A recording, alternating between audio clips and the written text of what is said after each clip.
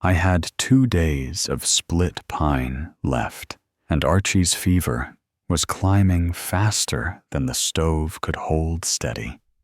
The flue seam started to smoke again, and the cold crept in low along the floorboards. I marked the snow line on the door frame and set the cracked brick in my striped towel beside him. If his breath paused once more after midnight, there would be no rider coming through that white. December 1879. Oregon frontier country, a few miles west of the little timber town folks called Mossy Ridge. Snow had been falling on and off for 3 days, and the sky stayed the color of cold tin. Our shelter sat where the firs thinned into brush, half set into a bank of earth to break the wind. From the road, it looked like a low shed with a sod berm, a door, and one narrow window that fogged as soon as the stove breathed. My name is Prudence Hale. That winter, I was 65. My hands stayed busy because stillness invited fear. I raised my grandson, Archie, 7 years old, with his small ribs showing through his nightshirt when the fire went low. His mother had gone off the previous spring and did not come back, and his father had been taken by a logging accident before that, so the boy belonged to my arms and my work. We were 19 miles from town by the wagon track when it was dry. That week, the track was gone under snow. The drift against our north wall had reached the latch height, and I marked it with a char line on the door frame. 12/14 to the latch.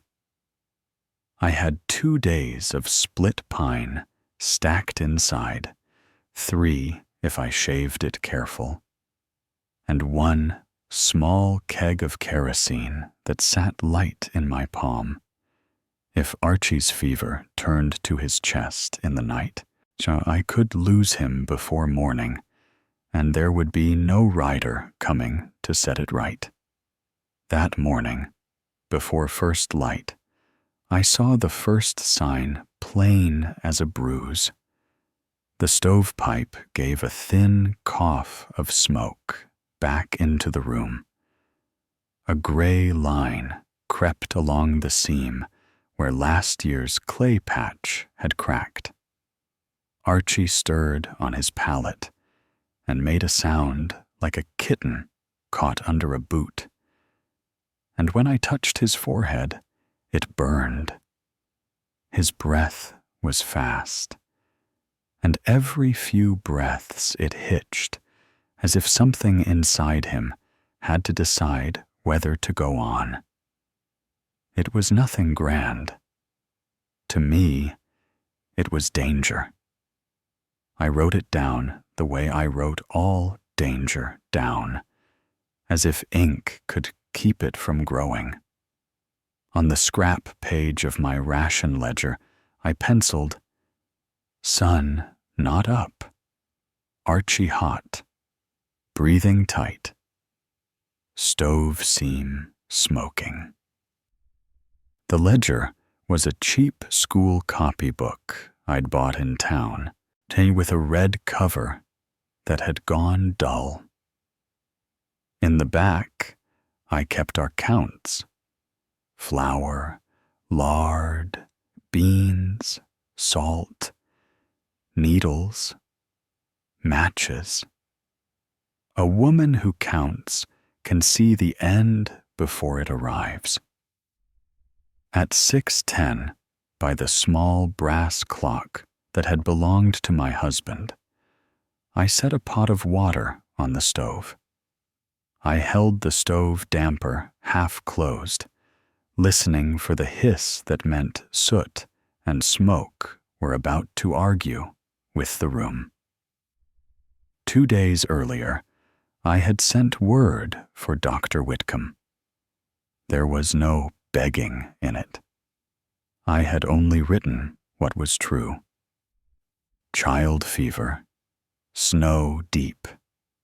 Please ride if you can. I folded the note neat and had Jeb Martin take it when he hauled a sack of feed past our place. Near midday, when the light was thin and flat, Jeb came back, shoulders hunched inside his coat. He did not step all the way in. He held out a folded paper with 2 fingers as if it carried blame. "Doctor says he ain't riding out," he said. "He says the river cut is drifted, and his mare threw a shoe."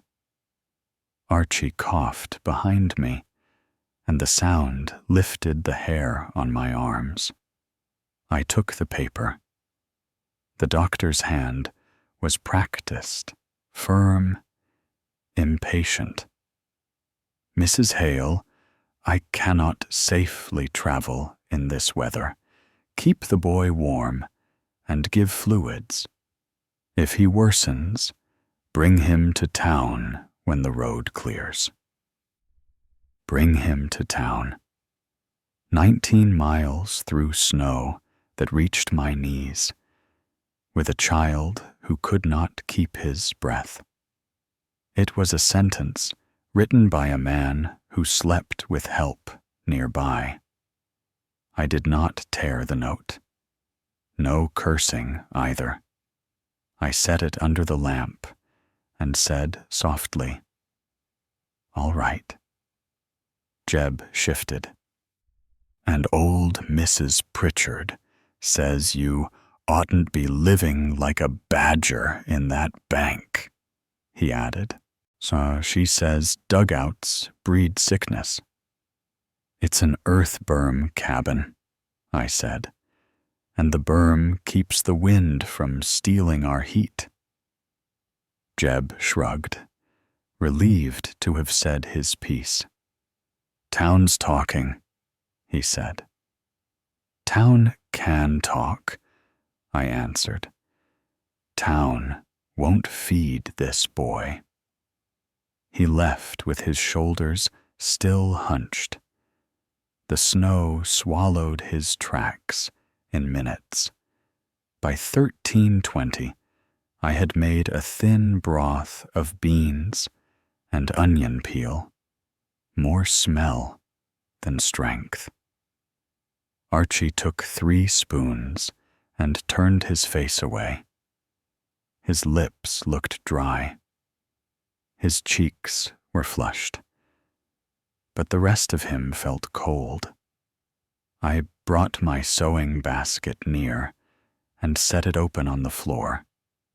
On top lay the mitten I had patched last week.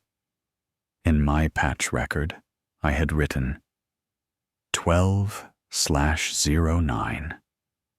Archie left mitten, 14 stitches, double thread. It was a small proof to myself that I was still keeping him together. When he slept, and his mouth opened, and his nostrils flared. When he woke, he frowned like an old man. At 14:05, I put my ear near his chest. The sound inside him was not a clear bell. It was a soft rattle, like peas in a tin cup. I looked at the brick hearthstones beside the stove. Then I looked at the old striped towel hanging from a peg, the one I'd woven years ago from rag strips. It was worn thin down the middle. It had held hot pans and wet mittens and 100 small pieces of need. If a doctor would not ride out, then I would make the room do what a doctor's hands would do. Not with magic, with heat, air, and time. I chose 6 bricks from the hearth. They were common clay bricks, chipped at the edges, blackened from years of being set near the fire. One had a crack clear across its belly. I turned it in my hands and felt the split. It would do, if I handled it gentle. At 14:20, I wrote in the ledger, "Begin brick heat." Then I slid 3 bricks to the back of the stove where the iron was hottest. I kept 3 on the hearth, warming slow. I cut old flour sackcloth into strips. The sack still had its tag stitched to the corner. Benton and Company, Mossy Ridge, 50 pounds. I kept tags because they were proof that money had once passed through my fingers. I wrapped each brick in 2 layers. For the cracked brick, I used the striped towel, folded thick. Soot marked the towel where it had sat by the stove, and that mark stayed. A dark oval that never quite washed out. At 1500, when Archie's breathing grew shallower, I set the first brick by his feet. I checked it against my wrist before it touched him. Warm, not cruel. Then I placed one along his left side, outside his shirt, and one along his right, near the hollow under his arm. He made a small sound, half complaint, half relief. "Easy, Archie," I said. "Just warmth." His eyes opened a slit. "Is it night?" he whispered. "Not yet," I told him. The air in the cabin was dry as old bone. Dry air made coughs bite harder. I had pine needles saved in a cloth bag, gathered in fall before the snows.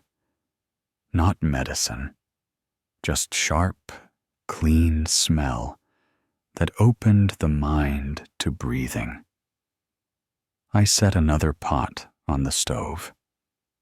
At 15:30, I dropped a handful of needles into the water and let it come to a steady simmer.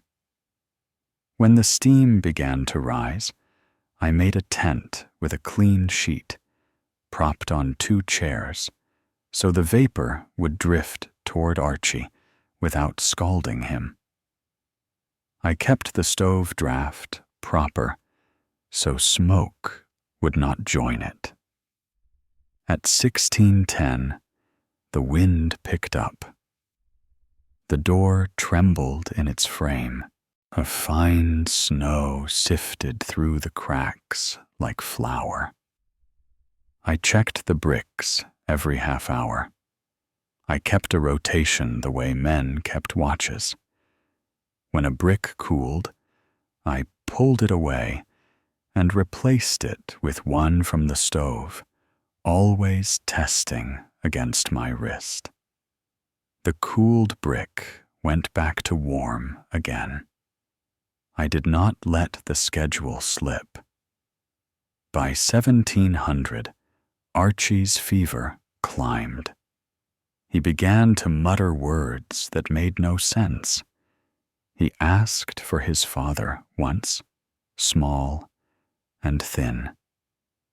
Then he asked for apples we had not had since October. I sat beside him. My hand stayed on his shoulder through the blanket. I kept my voice even, so fear could not settle. At 1740, I wrote, "Talking strange, brick rotation, steady." The pencil pressed hard enough to tear the paper. A knock came as the light went. Mrs. Pritchard stood in the doorway, bundled in a shawl, like a bundle of laundry, and her eyes darted past me into the room. "I told Jeb you been living wrong," she said. "Earth walls, sweat. Damp makes lung rot." "The walls are dry," I said. "I packed clay, not mud." She looked at Archie, then at the bricks. "What fool thing is this?" "It's heat," I told her. "It's the best I have." "You'll bake him," she said. "Children need air." "Then open the door and give him blizzard," I answered, quiet. Her mouth tightened. She set a small twist of dried yarrow on the table. "Boil that," she said. "It's what my mother used." "I will," I said. Then she leaned in and whispered, "If he dies, folks will say you should have taken him to town." "Folks won't be here at 3 o'clock," I said. "They won't hear him breathe." She left, offended by my refusal to be ashamed. Her footprints filled in before I latched the door. So at 18:20, the stove seam smoked again. A thin breath of gray slid into the room. Smoke and sickness together is double trouble. I knelt and mixed clay with sand in a pan, adding just enough water to make it hold. My fingers pressed it into the seam, firm and patient. I laid a strip of damp cloth over it to slow the drying. On a scrap of paper, I wrote a stove repair note and pinned it near the mantel. 1835, clay patch renewed. Check at 2100. It was not a grand document. It was a promise. At 1910, Archie's hands were cold despite his fever. That kind of cold is the sort that makes a woman's heart thud once, hard. I slid a fresh, warmed brick into the striped towel and placed it at his feet again. I tucked a second wrapped brick along his back where his shirt clung damp. He sighed, long, and his breath eased for a few minutes. As outside, the wind began to roar like a river in flood. The bermed wall did its job. The sound came muffled, as if the earth itself was leaning over us. I fed the stove careful. Small splits and kindling that held steady. I rationed by the inch.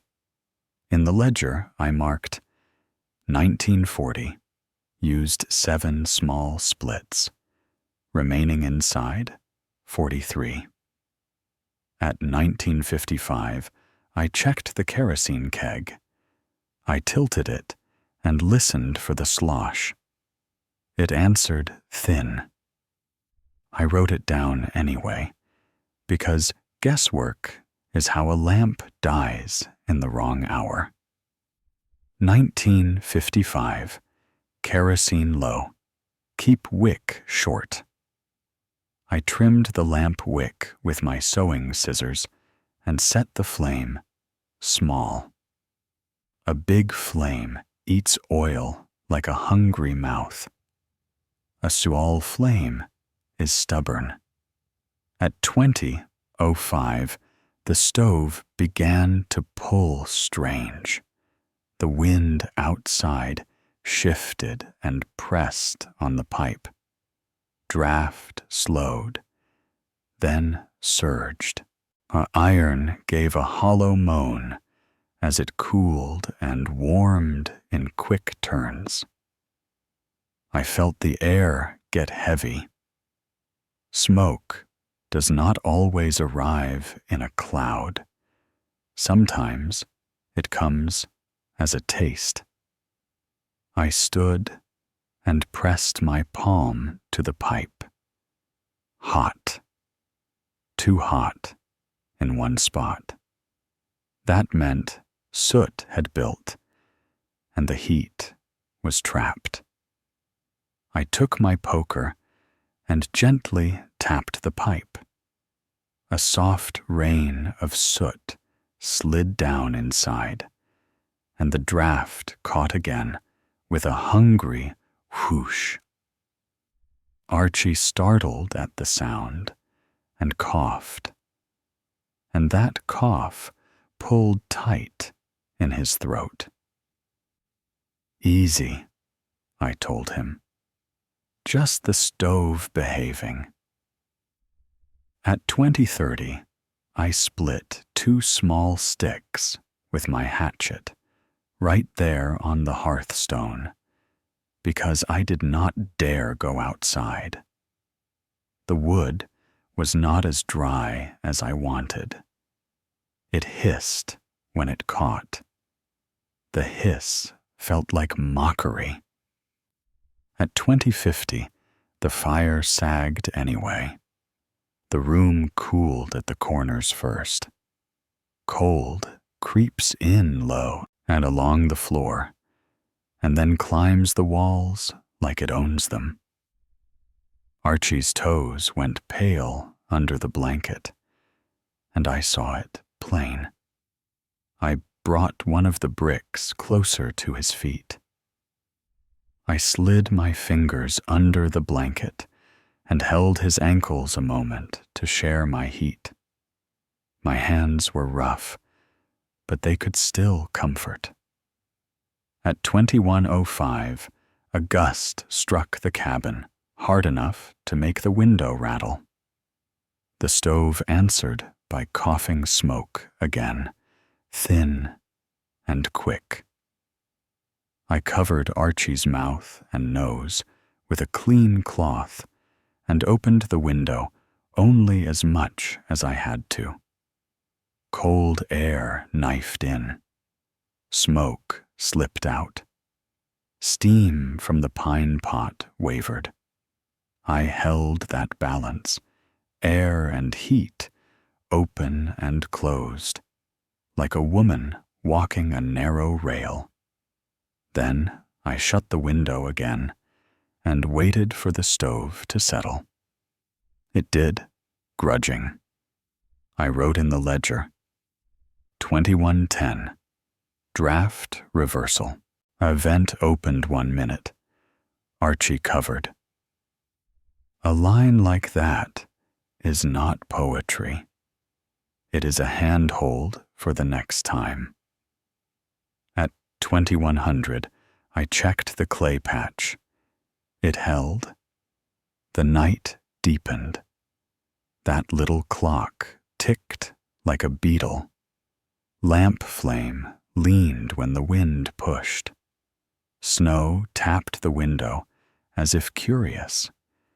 At 22:10, Archie's fever crested.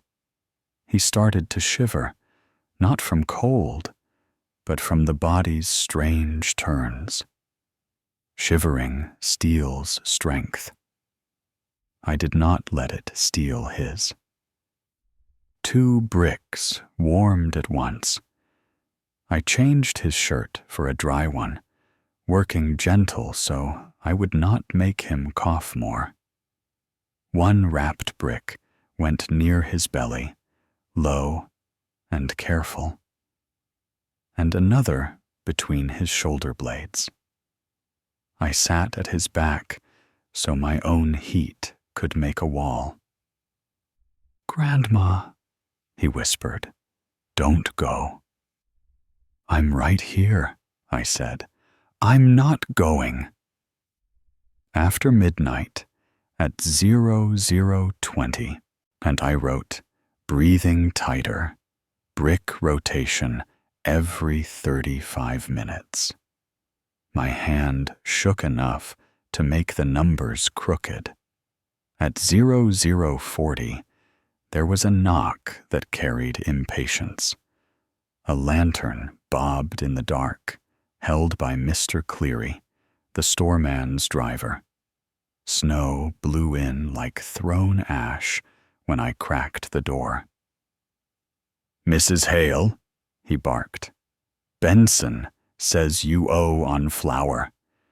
He says you better show up when the road clears." "It's a blizzard," I said. "I have a sick child." Cleary's jaw worked. He glanced past me at the pallet and the steam and the bricks. For a moment, his eyes softened. Then he hardened again. "Just telling you," he muttered, and turned away. I latched the door and leaned my forehead against the wood for one breath. Then I went back to Archie, because pride does not warm a child. At 1:15, I gave Archie a spoon of warm water with a pinch of sugar. The last of it. He swallowed, coughed, then swallowed again. I held his head steady. I kept my voice calm. By 1:50, his breathing rasped. Not loud. Worse than loud. A small, tight rasp that meant the air had to fight. I warmed pine needle steam again, short and careful. Cloth tent stayed high so no hot droplets would hit his face. I wiped his brow with a damp rag. At 2:10, I put my ear to his chest again. The rattle was heavier, like wet leaves. I made a choice. I moved Archie to the warmer corner of the cabin, closer to the earth berm wall, where the cold could not reach so fast. Beneath that corner was our root cellar hatch, a square of boards set into the floor. The cellar below held potatoes and jars, and the air down there stayed steadier than the room. I lifted the hatch and felt the mild, damp breath rising. Not warm, but not biting. I had slept down there once in a hard freeze, wrapped in quilts among the jars, listening to the earth hum. So I did what frontier women do. I made a small room within a room. Clean sacks went over the boards. I laid Archie on them, not down in the cellar, but on the hatch itself, so the earth's held temperature could cradle him. I propped quilts around him to make a low wall. Then I set the hot bricks, wrapped along the quilt wall like sentries. Heat inside, earth beneath. Wind kept out. At 2:35, I wrote, "Moved to hatch corner. Earth steady. Bricks guarding." The pencil snapped. I sharpened it with my knife and kept going. At 3 o'clock, the blizzard sounded like a freight of stones. Archie's eyes opened. They did not look at me right away. They looked through me. "Mother," he said, faint. My throat tightened. I did not answer with a lie. "It's Grandma," I said. "Archie, listen to my voice." He blinked. He found me. His hand reached out and touched the striped towel around the cracked brick. His fingers traced the soot mark as if it was a map. "It's warm," he whispered. "Yes," I said. "Hold to the warm." At 3:40, his breathing changed. A deeper pull, then a pause. The pause was long enough to make time stop. I counted in my head. 1, 2, 3. Then he breathed again, shallow and shaky. I reached for the ledger and wrote hard. 0340. Breath pauses. Watch. Constant. Writing it made me stay awake. By 4:15, his skin felt less like flame and more like heavy heat. Sweat gathered at his hairline. Sweat is a road out sometimes. I did not celebrate. I watched, and I changed the bricks. Stove got fed. Then I checked the clay seam. Steam stayed low. My ears stayed open for any change. Before dawn, at 5:30, the wind eased a little. In that small quiet, Archie coughed once, wet, and then spit thick into the rag I held. The sound was ugly. It was the best sound I had heard all night. "That's it," I whispered. "Let it out." At first light, at 6:05, the sky turned from tin to pale milk. Snow still fell, but slower. I opened the door a finger's width and looked out. The drift had swallowed the steps. The world was one white slope with dark fir tops poking through. I made a new mark on the door frame with charcoal, 12/15 higher than latch. Then I added beneath it, "No travel." Proof matters when men come with papers. At 6:30, I warmed water and washed Archie's face. His fever was lower, and not gone. Lower. His breathing was still rough, but the pauses were gone. I sat on the floor and let my back rest against the borumed wall. The earth behind me felt steady, as if the hill had decided to help. At 7:20, Archie woke and asked for water. It was a plain request. I gave it. He drank slow. By 8:10, the light had strengthened enough to show the room honest. The corners were rimmed with frost where the berm could not reach. Our one window carried a lace of ice on the inside, thin and cruel. I checked Archie's hands, warm again, not lively. but warm. His breath still caught now and then, and each catch made me glance at the clock, without meaning to. At 9:15, I pulled on my coat and wrapped a scarf over my mouth.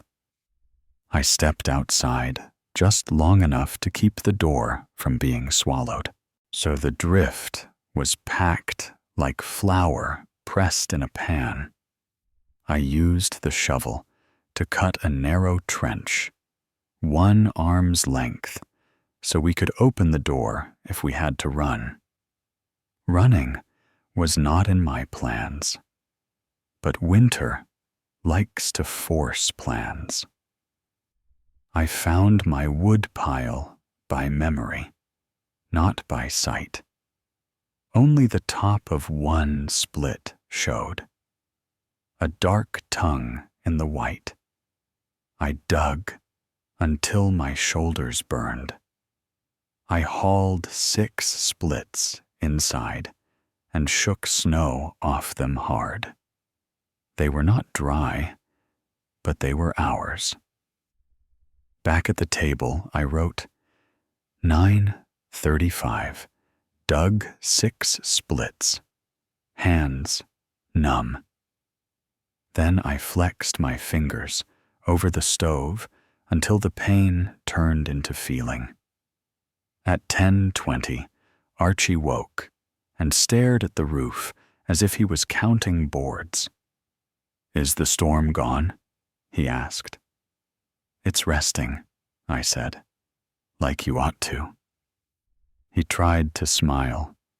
It was small and crooked, but it was there. Then he coughed again, and the smile broke. I sat him up a little, propped with folded quilts, so the cough had room to move. He spat into the rag I held, and I did not look away. At 11:40, the air outside grew still for a spell. Stillness in winter is not kindness. It is a pause before the next bite. I added 2 extra splits to the stove and set 2 bricks warming at once, because I knew night would come hungry. In my ledger, I made a plain line. 11:45, extra heat for night. Then I turned the page and forced myself to look at the flower count again. Seeing it did not change it, but pretending would have been worse. Midday came with hard, quiet snow. At 12:10, I wrote, "Fever down, bricks every hour now." I also wrote, "Wood remaining inside, 28 splits." Numbers kept me honest. A knock came. Clara Martin, Jeb's niece, stood with a jar and a folded paper. "Goose fat," she said, breath puffing white. "For the chest." Then, ashamed, she offered the paper. "Mr. Benson says this is your trade chit. He says you still owe?"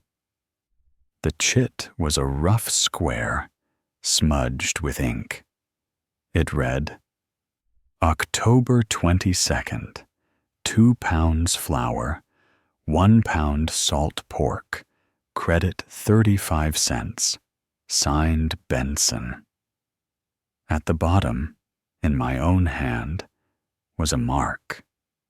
I kept it because proof did not trust men. "I'll settle when I can travel," I said. Clara's eyes moved to the bricks. "My mother used hot stones," she said quietly. Then she added, softer, "They say you live like a groundhog." This hill keeps us from freezing, I said. And freezing is worse than talk. She nodded. I can sit a while, she offered.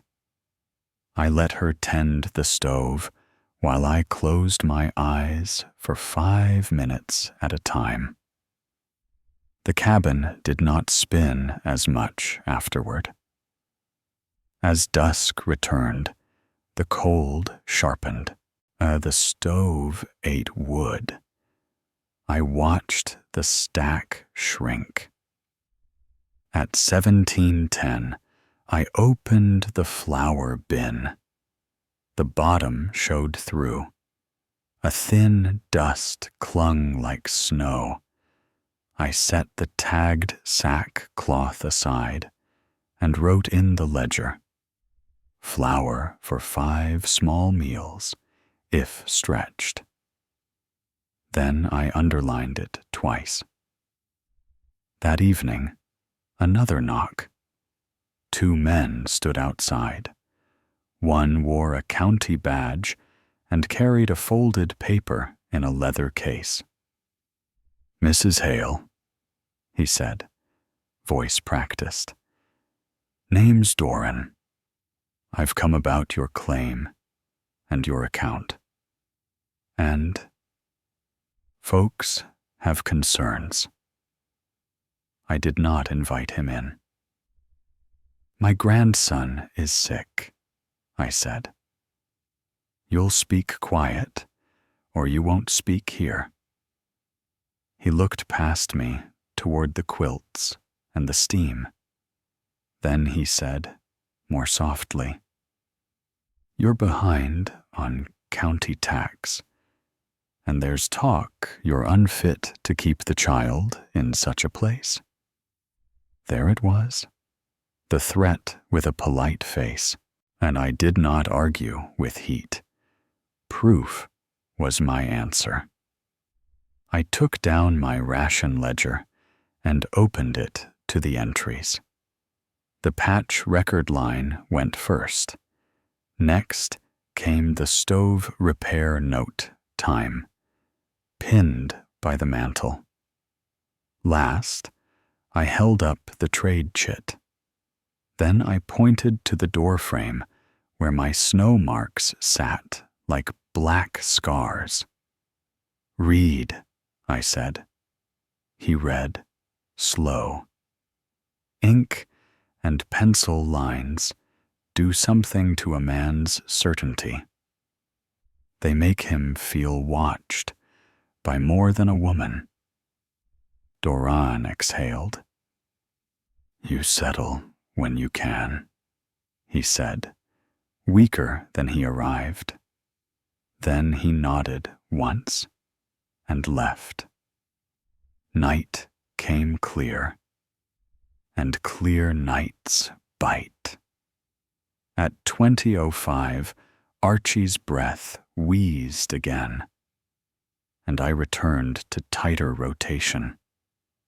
I boiled the yarrow. Mrs. Pritchard left because it was there. I gave him sips. He made a face at the bitter taste. At 22:30, his fever finally began to sweat out in earnest, and his eyes opened and looked at me with clear recognition. Are you tired? He whispered. Yes, I said, but not too tired. After midnight, at 00:15, his breathing eased. The wheeze softened. He slept deeper. By 3 o'clock, the cabin was quiet, except for the stove's low crackle. I rose and wrote in the ledger, 3 o'clock, Archie steady, sweating. Then I wrote a second line, because a woman is allowed one hope on paper. Maybe turning. Before dawn, at 5:50, Archie woke and asked for broth. He ate 6 spoons. Then he slept again, calmer. On the 3rd day, the road began to show under packed snow. Jeb came, slow, pulling a small sled. He held out a cloth-wrapped bundle. "Doctor sent this," he said. "A bit of powder. Says to use sparing." Then, as if the words hurt him, he added, "He says he didn't know it was that bad." "He read my note," I said. "He knew." Jeb's face tightened. "I told him," he muttered. He did not meet my eyes. That afternoon, Archie sat up with pillows. He stared at the window as if it was new. His cheeks were still pale. His eyes looked too big. But he breathed without fighting. He touched the soot-marked striped towel. "Keep it," he said. "I will," I told him. When I could finally step outside, the air was so clean it hurt. The world glittered, hard and bright. I looked back at our low shelter. From a distance, it did look like a ground creature's home. Earth and wood blended. I felt no shame. I cut willow switches near the creek and brought them in. Back inside, I measured them and wrote, "Windbreak stakes, 12 cut." When Archie could stand without swaying, had we set those stakes and wove brush between them, so the wind would have to work harder to reach our door. Weeks later, I went to Mossy Ridge with my ledger in my coat. I settled Mr. Benson's account in coin and in eggs when spring came. I paid the county man what I could and wrote the remainder plain, so no one could pretend it was forgotten. Dr. Whitcomb never apologized with a speech. He only began to ride out sooner after that, and people noticed. Clara came by once, late in winter, and asked about the bricks. I showed her my rotation marks and my wrist test, and I told her what mattered most. "Watch," I said. "Write. Keep the air moving, and keep the warmth steady." By spring, Archie could run again. He ran along the creek and threw sticks into the thawing water. He laughed like a boy who had learned the world could be hard and still be held. I kept the cracked brick on the hearth. I kept the striped towel with the soot mark folded in my sewing basket. Now and then, when the night air cut sharp, I would touch that towel and remember the pause at 3:40, the counting, the breath returning. If you want more calm frontier stories like this, please like, subscribe, and join me again.